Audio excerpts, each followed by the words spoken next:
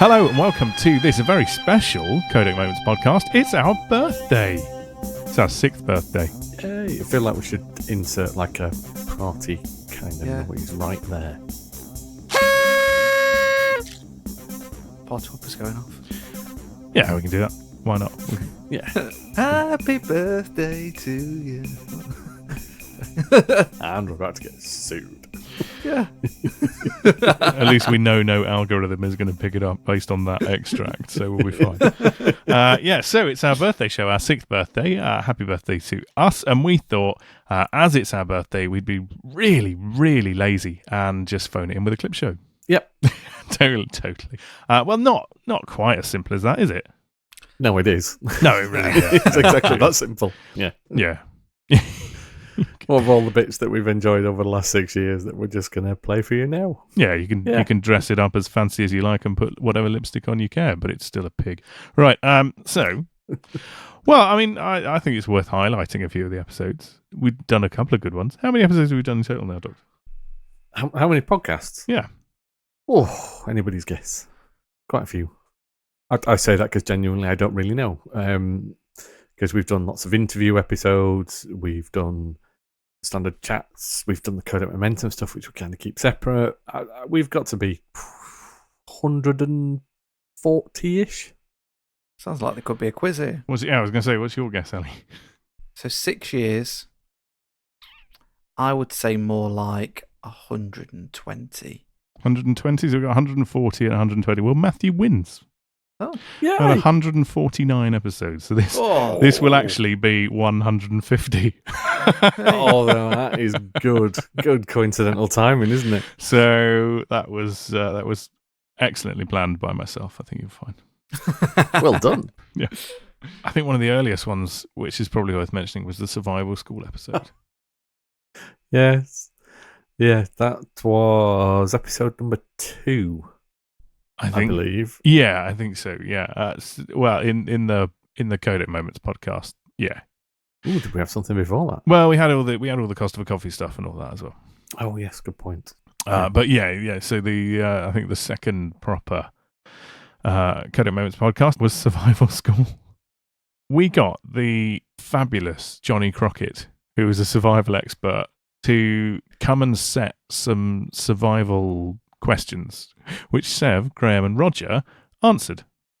They're all based on genuine survival stories. I think the flooding in the outback was a Danish backpacker or something. Yeah, anyway. But it was really interesting to essentially have 3 gamers of varying degrees of competence come up with their solutions to how they might get out of these predicaments. And as I recall, Roger did quite well.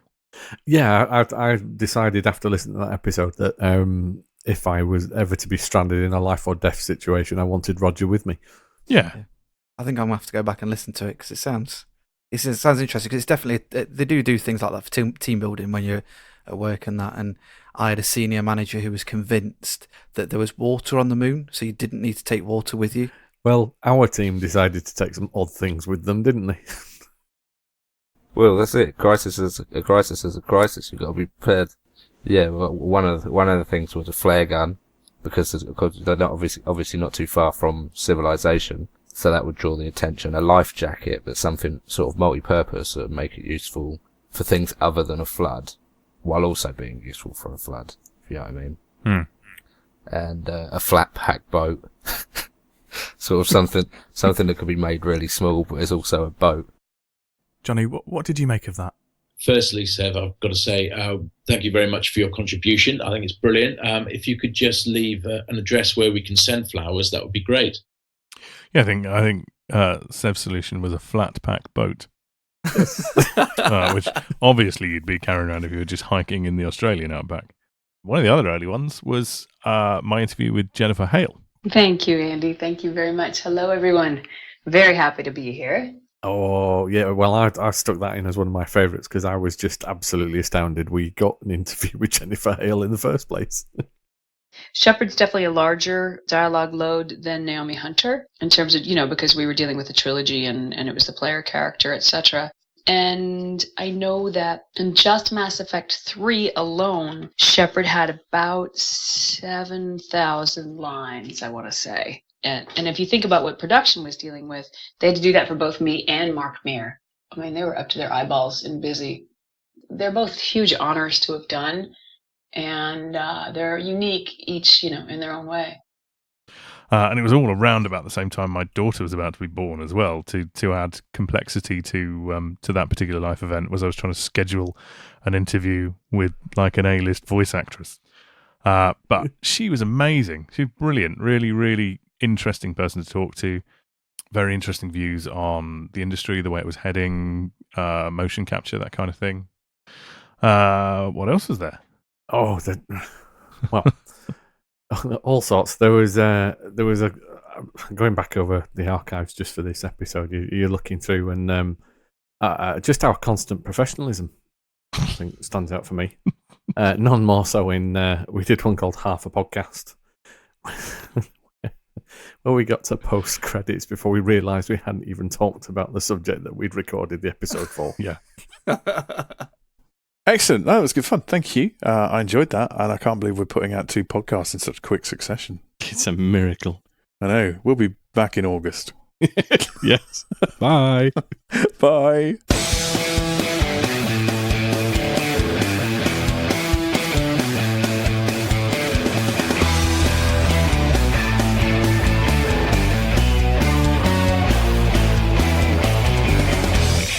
Don't stop it. No. We haven't done Sniper Elite 4. Oh, Jesus.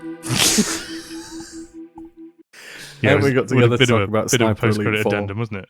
Yeah. So, yeah, that happened quite a lot. It'd be around about the same time that I went a little bit mad around about Christmas and had some time off, I seem to remember. So I spent a lot of time making musical quizzes. Doesn't sound like something you'd do. It started out with the episode when Brian sings, and essentially, okay. I think it was because of Burnout Paradise. I can't remember why, but Burnout Paradise sparked this. I'm pretty sure with the soundtrack. It wasn't early enough for the remaster. Oh, was it? Was it with the announcement of the remaster, and that's what sparked it? I went and did cover versions of loads of songs that are featured in games. Prof and Brian. It's like listening to Shatner and PJ and Duncan. I mean, It's time for another Codec Call quiz. we've got a jingle. Yeah. We got Is that what you've been excited about? No. All right. Okay, I've put together another Codec Call quiz for Matt. Excellent. Okay, so the quiz is nice and simple. I have selected a number of songs which were featured in video games. Pick a number between 1 and 5. 3. It's nice and easy. You can get a couple of points for each one. You can give me the name of the artist, the name of the song, and what game it was from. Oh, no. I'm going to see what score you get at the end. So you've gone with number 3. Okay, number 3. You ready for this? Now, obviously, one thing that we do have in the UK is copyright laws. Yes. So I'll be honest, we're not going to play. We're not going to pay the money to the Performing Rights Society and PPL for this. So we've done what B&Q do, and we've basically created our own rendition. That's going to make it even harder. Number 3, was it? Yes. Oh, well, I know the game. So this is the game with... What a thrill! Snake Eater. With darkness and silence through the night. How did you get the prof to sing? What a thrill! Good friend of mine. I'm searching. So, and I'll the game with Snake Eater. Yep. I want to say the title of the song was Snake Eater. It was, yeah. But you're so super. But I don't know the original artist. I can't remember her name. Nor do I, to be honest, but... I'd give my life. This was the most flaky one. But for you. Snake Eater. Brian in there as well. He gave up his time. Certainly did. Right. There'll be no one else. Anyway, okay, so next number between 1 and 5, excluding 3. I'm Um, going to give you 3 points for that one, by the way. That was good. okay, Yeah. I'll go with number 1. Number 1.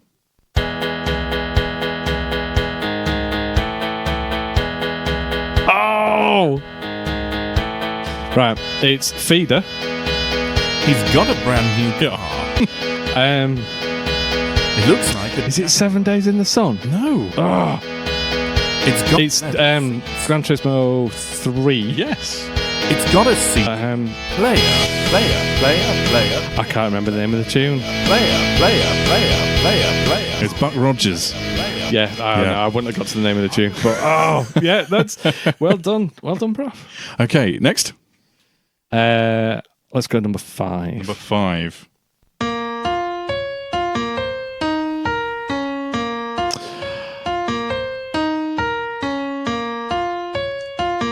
It's Battlefield 4. Yes. What's the song called? Is it called Bright Eyes? Every now and Or then, Turn Around? get a little bit lonely. Oh, Total Eclipse of the Heart. Yes. Turn around. Every now and then I get a little bit tired of listening to the sound of my tears. Turn around. Every now and then I get a little nervous. I'm not good with me 80s rock queens. Bonnie Tyler? Yes. Every now and then I get a little bit terrified. And then I That sounds nothing like an 80s rock queen. around bright eyes. Every now and then I I quite want to let this one play. I don't think we can talk to the audience for 4.5 minutes. turn around. No, you're probably right, actually. Now and then I get a little Right there. restless and I Fade that one out. 2 left then, come on. Okay, let's do number 2.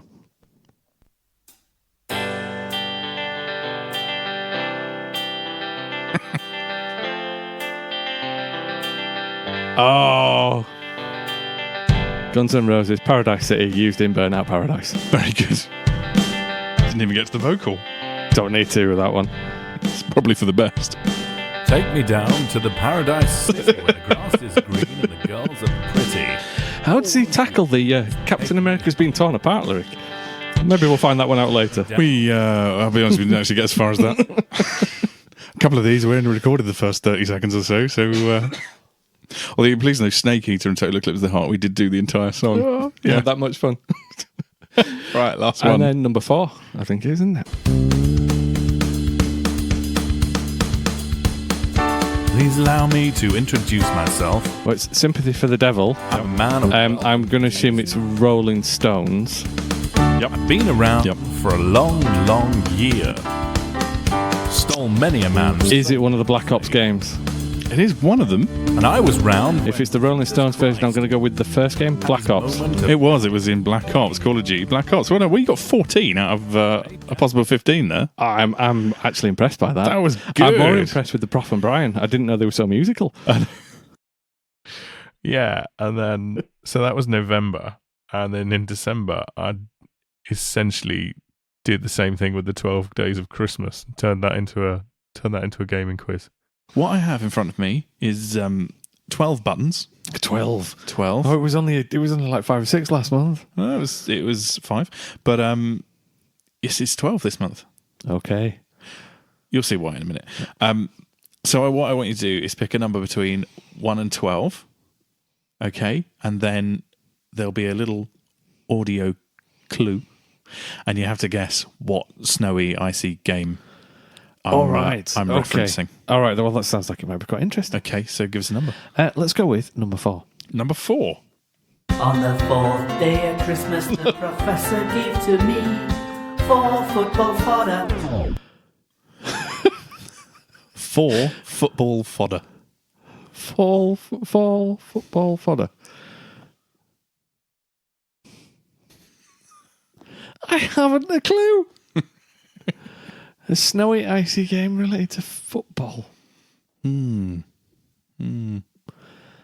I have no clue. I don't even know what Brian is talking about. Crikey! Well, if you think back to many moons ago, do you remember Cannon Fodder? Yes. Do you remember Sensible World of Soccer? Yes. Do you remember the dodgy little crossover game they gave away on the front cover of Amiga format number 54 at Christmas? No. Well, it was Cannon Soccer. Okay. I'd never have got that. Oh, that's, Never. That's very, very obscure. You said we had a wide field to play from? well, like I said. So that's worth listening to. Any other favourites anyone's got? Oh, yeah. In terms of just the way we put an episode together, I think I really enjoyed the 2 decades of tomb raiding. Yeah, that was silly, wasn't it? It was when we'd hit that point where we were quite comfortable with what we were recording and with what people were listening to, and then just went, let's just pretend we recorded this 20 years ago. What was it? Our net distributed audio program wasn't it? Yeah. Yeah.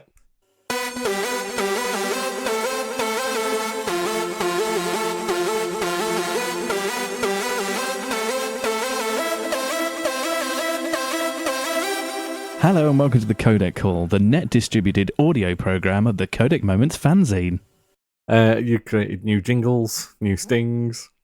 Yeah, you put a lot of time and effort into that episode. Yeah. It was fun. It was a lot of fun. It took about an hour to record and about 3 months to actually get out there. But there were a couple of points which, even in the record, we just couldn't stop cracking up.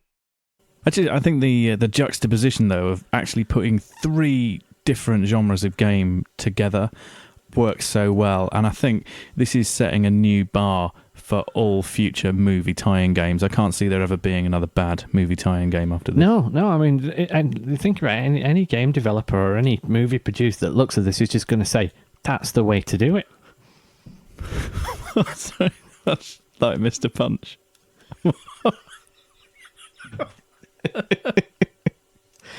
I'll just let you get through it. Just doesn't stop being funny. It's one of the few podcasts where we definitely absolutely corpsed. Yeah. We probably multiple absolutely times. corpsed. Yeah. Yeah, and not all of them made it through to the edit either.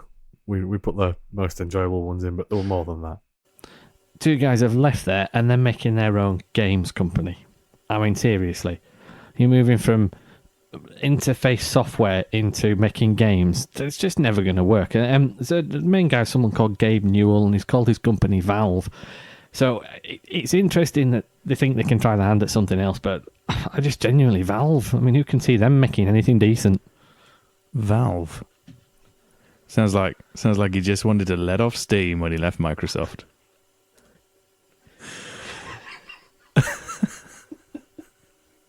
Did I get you? So yeah, it was good. It was so easy to write. It was just basically like making a mockery of 20 years worth of gaming development, essentially, wasn't it? It was, and you pitched our voices up a little bit, and we both sound extremely weird. But yeah, it was a good episode. Yeah, we did some good stuff around about then. The Thought Shower, the Hitman one, which we put together as a video, was always a good one as well. Yeah, essentially because it just involved us getting together for a weekend and playing. We saw the trailer, we got together, we played a bit of. I think we played a little bit of Absolution, but actually we spent most of the time on Blood Money, and we just played Hitman for a weekend and then recorded a podcast at the end of it. We got together this weekend and we played. Is it fair to say a lot of Blood Money? Yes. The idea was we were going to get together and play all of the legacy games that were available on the PlayStation 3 that we have here. We were going to play Silent Assassin. We were going to follow that up with Contracts. We were going to play a little bit of Blood Money. And then on to a totally underrated game, but Absolution is a great game. We didn't do that. No. The only part of that we did was Blood Money. Because we realised how much we love Blood Money. Yeah. After spending 5 minutes with it. Yeah. 3 o'clock in the morning, I think we finished. So why did we spend so long playing Blood Money? I think it's just down to the structure. The structure that allows you to do what you want. Touched on it and mentioned Absolution. after this. We probably won't talk about it much again. It's a great game. It looks beautiful, but it's not true Hitman because you were forced very much down a route of approach with nearly every level. I always felt, and this is why I love Blood Money and Contracts as well, but it was the freedom. I felt like I was a cold-blooded killer. And I'd say it was just really good because it was when we discovered that Tuvok was in Blood Money. Oh, yeah. Yeah, in the lift. It's a disclaimer, it's not actually Tuvok. Yeah. But yeah, it made us laugh anyway. That was a fun weekend. That was. And yeah, like 2 days of gaming just to get us to 40 minutes of podcast. We've not always been as on the money with our predictions as we might have been. No, what are you thinking of? Well, I mean, when I was looking back through, I did pick up on some interesting conversations that we'd had about the big three in gaming and the direction that it was going to take in terms of, hardcore versus casual gaming. And there was reference at the time, because it would have been about 2016, there's reference at the time to somebody who owned an Ouya. And it's interesting to hear the conversation there that we're having and put it in terms of where we are now with Stadia and everything else. But what I was really thinking about is the time that we did go on at some length about Pokemon Go and essentially say we didn't think it would be a thing in about 3 months. It's going to be phenomenally successful, probably until the end of the summer. I think a lot of the user base will drop off, if I'm honest, but if they can maintain, even if they can maintain a small proportion of what they have now, who are regularly making in-app purchases and, bringing commercialization, I think it's going to be a moneymaker. Oh, well, no, without doubt it will be. It's how long will it last? They're saying there's the potential for it to make £1 billion in a year, £1 billion a year. Yeah, and then they'd be happy if they just do that in 1 year. They'd be happy if they did it for several. Yeah, of course they would, but if they weren't expecting to do that. Yeah. And here I am still playing it this week. But yeah, we weren't entirely on the money with that. Well, that's, one of those things. That's the same episode where we had an ice cream break as well. Which I still hold that we don't do that enough. Okay. I think that's got to be enough about the least interesting Go franchise game for a long time. No, it is. I know it's not part of Square Enix. It is interesting. It is interesting, and I think you're dismissive of it because you always think you're too cool for school. And the ice cream van's just gone past. Yeah, I can hear it still. My daughter will be going mental now. Yeah. I think you're getting asked for ice cream. Yes, darling.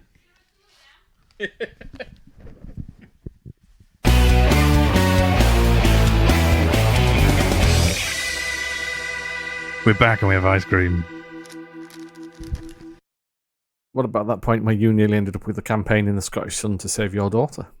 It was a busy time for us, and that weekend, I'll be honest, originally a while ago, I don't know if you remember, we'd had an interview with Christy Doran, the racing driver. I remember that. Hopefully the listeners do as well. Well, through that, we got friendly with Christy, and we also had some discussion with her dad, John Doran, who is the motorsports editor at the Scottish Sun. I sent John a picture of my daughter in a go-kart because we happened to be in Maplin, and there was a little go-kart there, and I put her in, and she looked like she was having a great time driving this little electronic car around. So I took a picture and I sent it to John Doran, thinking he's the motorsports editor of the Scottish Sun. He'll enjoy that. So he texted me back and said, "That's brilliant. How do you like to get her down and put her in an actual race car sometime? We'll sort it out this year. Christy would love that." So we said, "Yeah, we'll try and do that." And provisionally said, maybe the end of March. But it was very much left that I would speak to Christy and arrange it. And I never got round to that. And I apologise now, but we didn't have time. We didn't get round to it. John Doran asked our friend at the Scottish Sun, Stuart Cullen, about why I hadn't been in touch. This is where it gets confused. Yeah. Stuart said, I think his daughter's been ill. Now, that should have been the end of it. What actually happened was Stuart, who is also a friend of mine on Facebook, happened to look through my timeline on Facebook and saw that I'd been in and out of hospital. What he didn't clock was it was all over the country, and it was for work, because I work in clinical research. I run drug trials up and down the country, and that's what I do. I go to hospitals and I speak to doctors and consultants and research nurses about clinical trials. So About a week or so ago, the motorsports editor for the Scottish Sun turns around to our friend Stuart Cullen and says, "How is Andy's daughter?" To which Stuart replies, "I think she's in a really bad way. He's been in and out of hospital for about a month." At which point, John is off having a helmet prepared for his daughter to race in with "Poor Rose" written on it. It's Save Ferris. If you've ever seen Ferris Bueller's Day Off, it's Save Ferris all over again. It so is. before I get accused of starting some campaign for I don't know, miraculous treatments that my daughter doesn't really need, I'd just like to say I was not party to this at all, and thankfully we got the message to John before. But it was a bit of a bolt out of the blue when I got a phone call asking me if I'd be okay with a tribute to my dying daughter on a racing driver's helmet. It was a very, very lovely thing to do. It was a beautiful thing to do, but it was totally unnecessary because she's really fine. Yeah. Thanks, Stu. So basically, she was fine, not in need of any kind of tribute. So yeah, she's fine. She doesn't need a racing helmet tribute, thankfully. Oh. It'd be nice, wouldn't it, if she was actually featured on it? But yeah, not essential. Speaking of crazy women and misunderstandings, then I refer to my daughter in the last sense. But what about the time that we pitted Alexa and Siri against each other? Still arguably one of the better episodes we've done, I think. Yeah, I enjoyed that one. I can imagine it being a nightmare to record, though. It wasn't too bad, to be honest. It was just a question of essentially setting up a microphone and talking to them. It was great. What you didn't get from the edit was that I probably asked them about 40 questions each, of which I can't remember how many made it in, but a lot of the stuff that we got just wasn't interesting or wasn't any good, so that fell by the wayside. What did come through was Siri's somewhat possessive and slightly psychotic nature. So the final thing I thought was I'd get them to do a sign off. Okay. Say goodbye. Goodbye. And then Siri. Okay, check it out. And then promptly gave me a web link to something. Alexa wins that one as well. I thought I'd give Siri another go. Say goodbye. All right, here you go. Another web link. Did you hear that voice? All right, here you go. She's not a happy woman. She's not. So she just didn't want to say goodbye. No, it loves you too much. Yeah. It's quite clearly going to murder you in your sleep. That'd be one of those episodes to relook at, especially with Google Home coming out, and the fact that they're putting a lot of time and effort into Alexa as well. Because I get an email. I presume everyone that's got an Alexa does every Friday with morning. What's new? Yeah. So it'd be interesting to go through some of the new bits, the features that they've added, and you could do quizzes and all sorts of it now, can't you? I've still got that Google Home Mini that the one we got given free with, by Spotify, which I've not even opened. So she's a bit of a cockney, I found. But when you ask her, she's like, "All right," which is like, rather than saying "okay" or something, it's like it's a bit weird. I like it. I think we're gonna have to, aren't we? We'll try them all out, because I'm assuming on the Google Home it's the same as the Google Now lady. When you do "Okay Google" and kick it off. Oh, on your phone. On your phone. Apparently channeling her in a Dick Van Dyke. Yeah. Yeah. Yeah, we're gonna have to revisit that. We're gonna have to look at them all, aren't we? We could even go to the extent of getting like a bargain basement one, like a proper knockoff. Yeah. just see what it could do. Yeah. Oh, here we go. New episode content. Hey Google. Yeah, sure. Hey Siri. Hey Alexa. Yeah. Hey Frong Frong. Like Matt Damon. Matt Damon. So I hope Frong Frong is a thing now. Yeah, no, lots of fun over the last few years. I think lots of, I'd like to think, interesting bits. The quizzes from when I was a fan before I was part of the cast. The quizzes were always a a fun bit, just because you never know what spin was going to be put on it, and it could have quite a nice title to it. And then it's like was one of them comparing different drugs or something to something? There was I can't remember. I can't remember what it was, but it was something. Is it medicinal or lethal? Something like that. Yeah. And then you've done obviously your one with if I give you a gram of paracetamol, is that medicinal or lethal? I can't. That certainly was my intention at some point, but I think we may have changed it from there. We've done some interesting quizzes. So I've got 5. Do you want an example? Yes, please. Just so if there's anybody out there who doesn't know what an anagram is, we can give them an example. So if I were to say to you, le ovum, it would be. Would it be volume? Volume. There we go. So le ovum would be volume. Right. You do know this works far better when you can read the anagrams. Yeah, but this isn't my style. So the first one I've tried to keep them vaguely related to the game where possible. Yeah, it's not always easy. I'm going to lie and say that hasn't happened with many, but there's a couple. So the first one, primeval pathogen meant I shot lad. What? Primeval pathogen meant I shot lad. Primeval pathogen. Right. Well, it's got to be Resident Evil. Oh no, you'd be wrong. No, it was in fact Metal Gear Solid V, The Phantom Pain. Oh. Yeah. So what you can do is you're going to pick 2 numbers. Yeah. At a time. Okay. Between 1 and 43. Oh, you have done some research for this one. And then what I'm going to do is I want you to determine which is the bigger open world. Okay, this could be quite interesting. Okay, so what's your first number going to be? I'm going to go with number 10. Okay, number 10, it is Skyrim. Oh, okay, decent size. And 27. Okay, Skyrim and... Black Flag, Assassin's Creed 4. Oh, so Skyrim versus Black Flag. I'm going to go with Black Flag on that. Because it was, you spent a lot of time on the water, on boats, moving a little bit faster than walking like you do in Skyrim. So I think it'll have been a bit bigger. Okay, any idea how much bigger? Oh, maybe, I say a little bit bigger. I'm going maybe about 3 times as big. Okay, so Assassin's Creed 4, Black Flag, the world is, and these are all rounded to the nearest square mile. Okay. So Black Flag, 90 square miles. Oh, that's quite impressive, yeah. Skyrim, 15. 3, so 6 times bigger. Okay, so that's a bigger difference than I was thinking. Yeah, no, that's 6 times. No, that's quite... I got the fact it was bigger.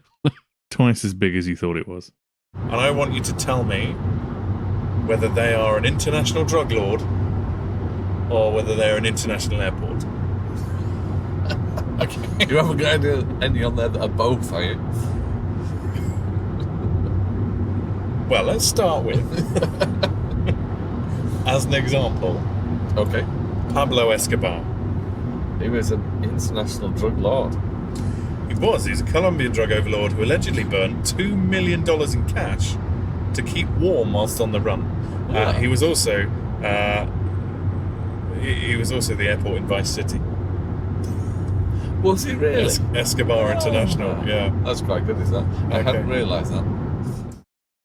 All right, let's go with APTP. What the hell? Ali. Train. Ali knows his trains. Yes, of course. Obviously, it's the Class 370 Advanced Passenger Train prototype, or the tilting train, nicknamed the Queasy Rider when it first trialled in 1981. I'm enjoying this. Scream.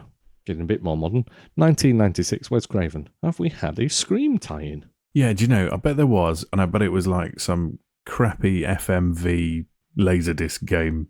Oh, wouldn't that have been good if it was? It would be so fitting. It would be. It would have been perfect. Yeah. Bit of a Night Trap style.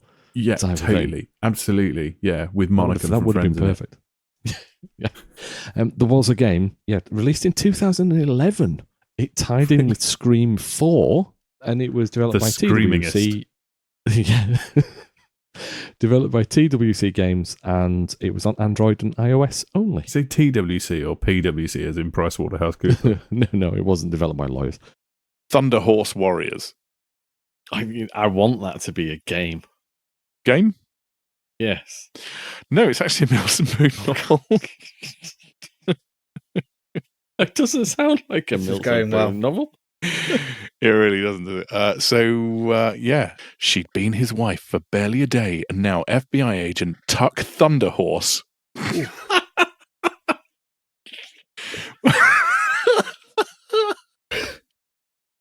Oh my God.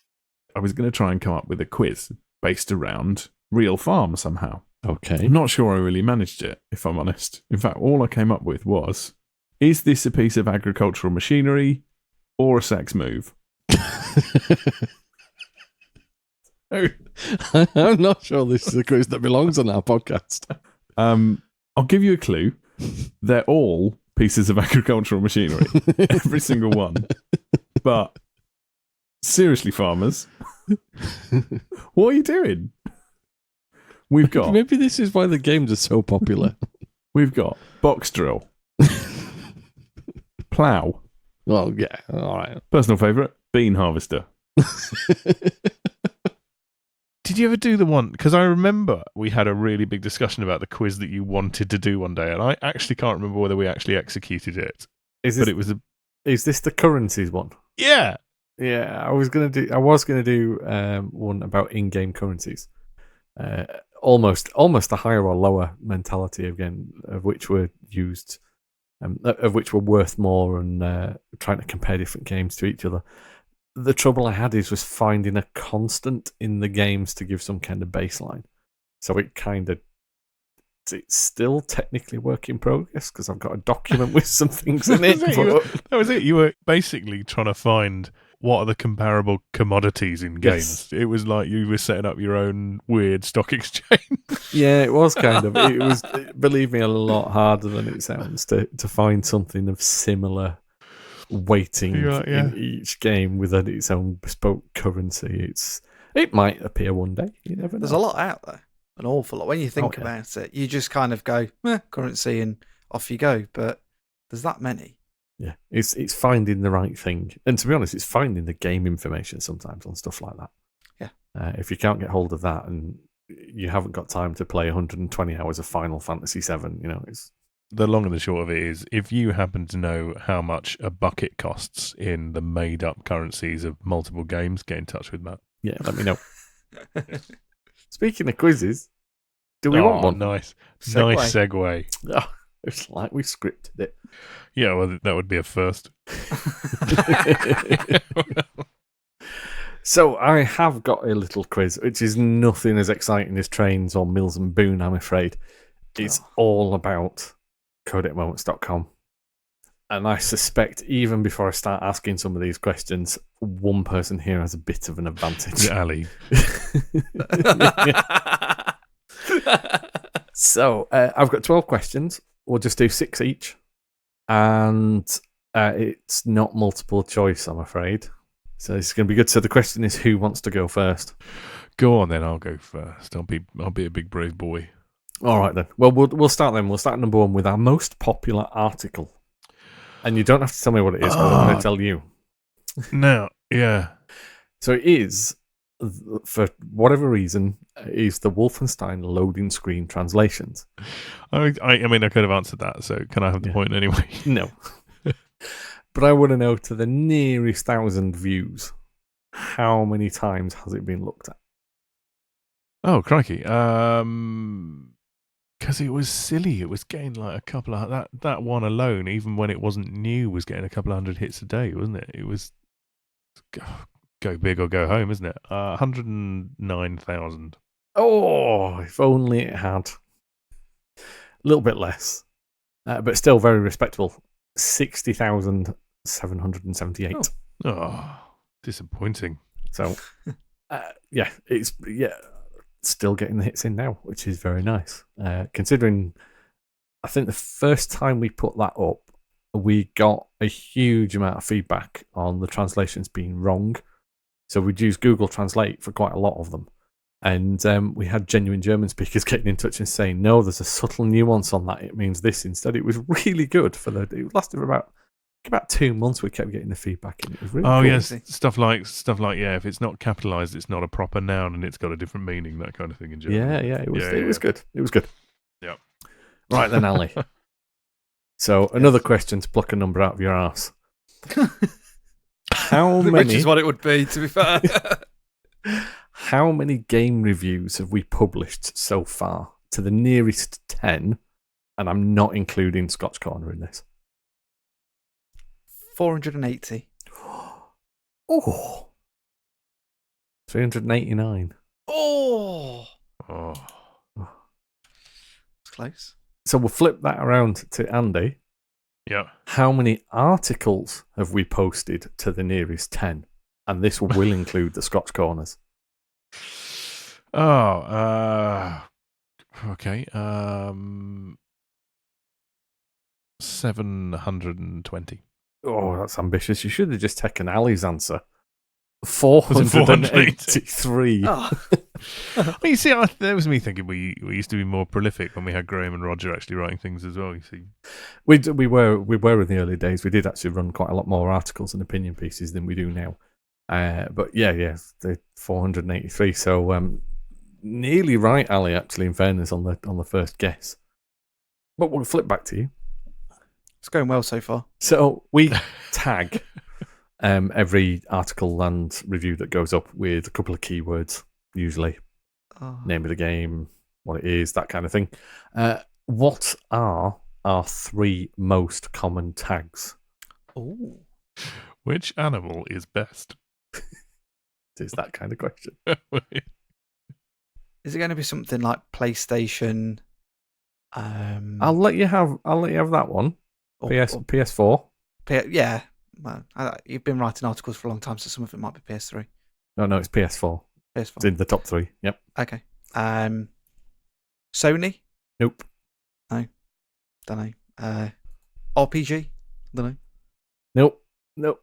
I'll give Ali half a point for that. He got a little bit close. PS4, Xbox One. Oh, see, I was going to say Xbox One, but because you don't, I suppose, until Cullen came on, and Andy does it a little bit, I thought because you did most of the reviews, that was my logic. Yeah, but the games are multi-platform. I suppose they're on them, yeah. The what, and the other one, Nintendo? No, Scotch Corner is the other one. Scotch. All right, I'm going to stay on tags for a bit longer. Oh, jeez. Andy, what's our most common game type that's tagged? Is it action and adventure, FPS, or racing? I'd say action adventure. It's a bit more generic. Yeah. You'd be right. Yeah. No, it is action adventure, then FPS, then racing.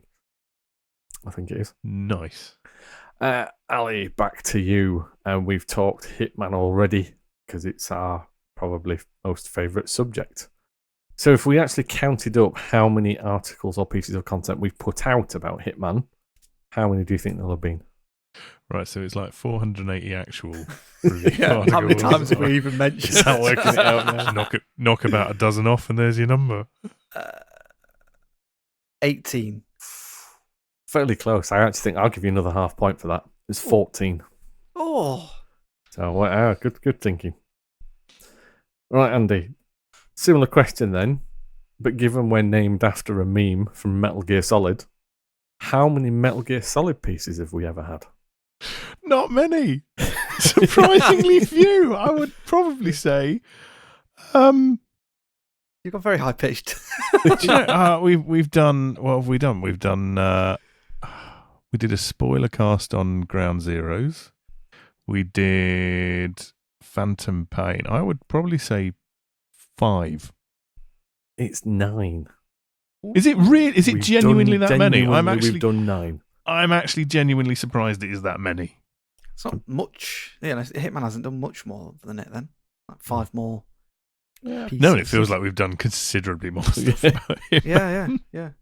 It may be because the Hitman stuff we've tended to talk for hours about it, whereas the Metal Gear we've written. I think I've got to give you half a point because you were within 4, much as Ali was. So we'll do that. I'm genuinely surprised it's as many as 9 because that's the ultimate irony of our name, is that actually. And we haven't done anything on it since The Phantom Pain was reviewed when that came out. No. So, back to Ali then. What was the first thing we published on the site? Welcome article? That's actually a good guess. Codec Moments about us or something. I would like the probably Metal Gear Solid review of some kind. No, it was oh man. It was an old review that you'd written for Tech Fixation. I'm pretty sure of it. And was it something like Absolution? Oh, that was the second. Oh. What was the first? It was BioShock Infinite. Oh, of course. I'll give one of you a bonus point if you can tell me what date it was. It was I want to say the 13th of July 2013, but it may have been a couple of days later or a week later. Ali, I guess at a date. So I'll stick with 2013 because that seems quite on the button. But I'll probably go November the 4th. Just before you commit, Ali, bearing in mind we're celebrating our 6th birthday. Oh, yeah. When it is. Right now. Yeah. Yeah, but I didn't know that was But no, 4th of November is a good guess. Yeah, I'll forfeit my guess. Just pick any date between the 13th and the 28th. 20th. Oh, so close. It was the 21st. Oh. Ah. Right. Okay. I'm so sometimes. So it's our 6th birthday. In November. The guy who founded the site has gone July. I'm going November.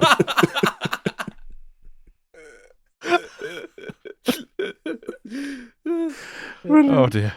Logic didn't come into it then. Sorry. Right. Okay, I've forgotten who's next. Is it back to you, I think it's me. I think I leapt in on. Did you leap on question there? Yeah. Okay. Right. So in that case, then, your question, Andy, is in our Decks versus Apps piece. Yeah. Which two pieces of software did we both pick as our favourites? Was it that funky pink and blue one? That was one of them. That was one of them. It wasn't called Funky Pink and Blue. I cannot remember the name of it for the life of me. And Tractor. Yeah, go on then. Half a point. It was Tractor and it was Pacemaker.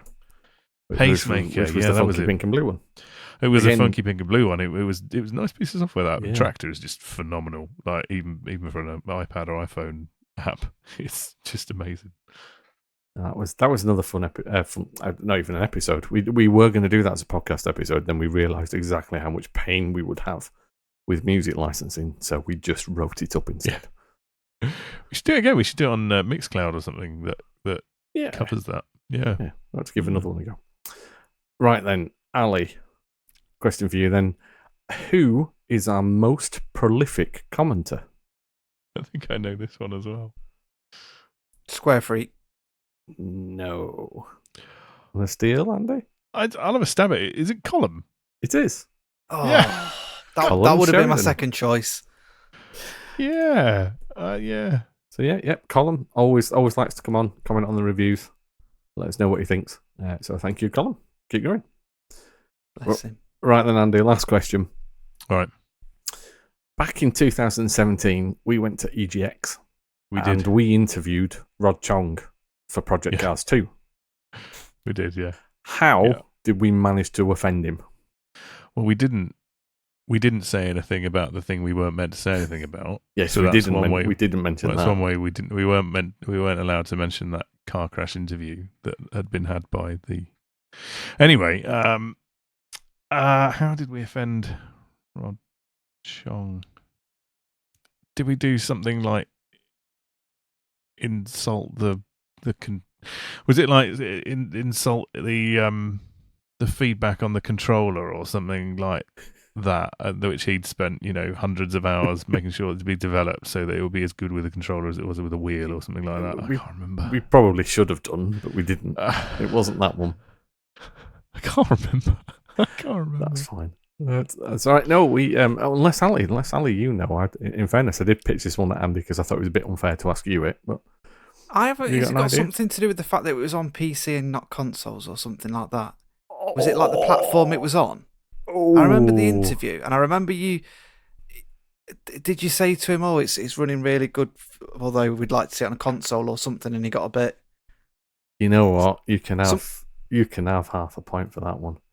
It's nearly there. It was something to do with the platform it was on or something. We didn't research it properly and didn't realise that Project Cars and Project Cars 2 implemented VR until we were asking him about the plans to put it on console.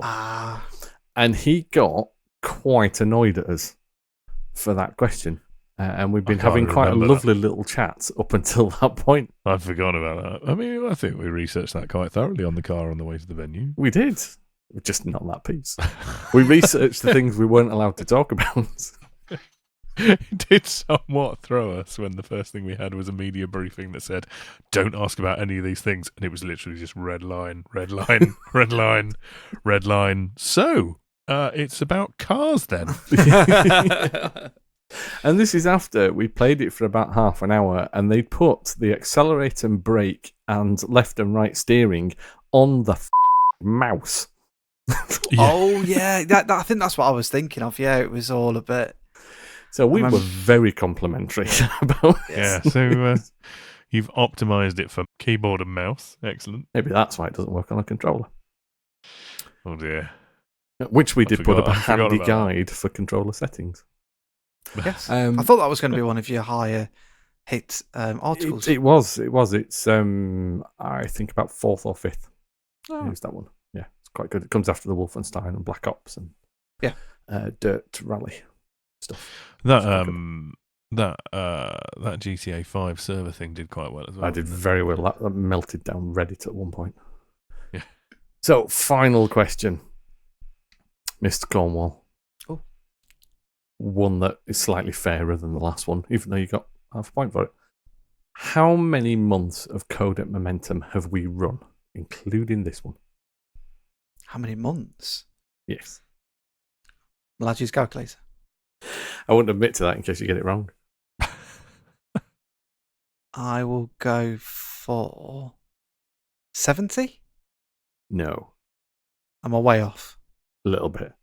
Mr. Brown, attempt to steal? We were running it in 2016. I think we started it in 2016. Or 2015 or 2016. It didn't start off with the league table or anything, did it? Nope. No. So I'm going to go for 12 months a year. Do you need a calculator as well? I'm going to go 40 months. It is 43. Ooh. Oh. January 2016 was the first genuine month. The first entries were December 2015. And that was me and you checking that the form worked. But yes, we've been running it for 3.5 years now, actually. Yeah. I was a bit surprised. I didn't think we'd been running it that long. So, there you go. 12 questions about the site. I hope it helped you remember something or learn something. Yeah. Have you been keeping score? I have. I'm glad you have. I've got to add it up. Well. So, Andy got 3 and Ali, you got 1.5. Respectable. Not bad. Out of 12. Well, out of 6, really. Andy only got 3. Yeah. I think that speaks volumes. After I pulled those together, I didn't think you'd do half as well as you actually did. So, I'm quite impressed. Quite impressed. Right, that's it. Quiz done. We got anything else? I'm just waiting for the next, the 10-year one. You're like, okay, so in all of the reviews that we've written, how many individual characters have been used? Ooh, that's a good question. So that's it for the birthday show, I suppose. Just recap them. We promised you a cheap and cheerful clips episode, and you got one. So, absolutely. But we do have a couple more announcements, don't we? Special birthday announcements. Well, they're not really birthday announcements. They're just special announcements. So the first one is we're going to run a special Codec Momentum in August. Yeah, so after the success of the Assassin's Creed one, which we did a couple of months ago, we've come up with, I'm going to let Ali do the big announce. So we've come up with the Apocalyptic August. So it's any games that are based in a apocalyptic setting.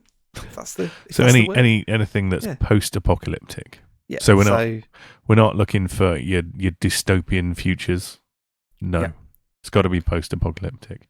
So now, here's an interesting. Can it be during an apocalypse, or does it have to be after? I think it's post-apocalyptic. Yeah. Because if it's during, there's always a chance that you're going to stop it in the game, and it isn't really going to be an apocalypse.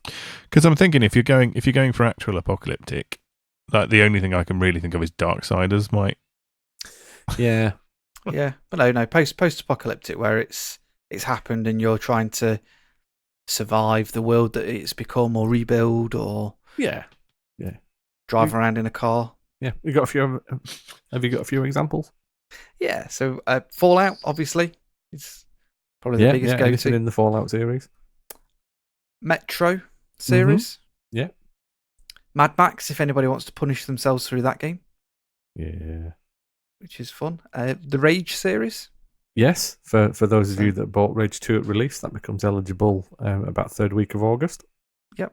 The Last of Us. So if anybody has still got that on the pile of shame, like me, good shout. Wants to finish that before the new one comes out, which I presume is going to be next gen from rumours I've seen. Gears of War, believe it or not, is post-apocalyptic. And the last one example I've got is Horizon Zero Dawn. Excellent game. Far Cry New Dawn. Yeah, we could do that. That'll be in there. Yeah. So lots of scope when it comes to gaming. Post-apocalyptic is usually one of the things it does best. Yeah.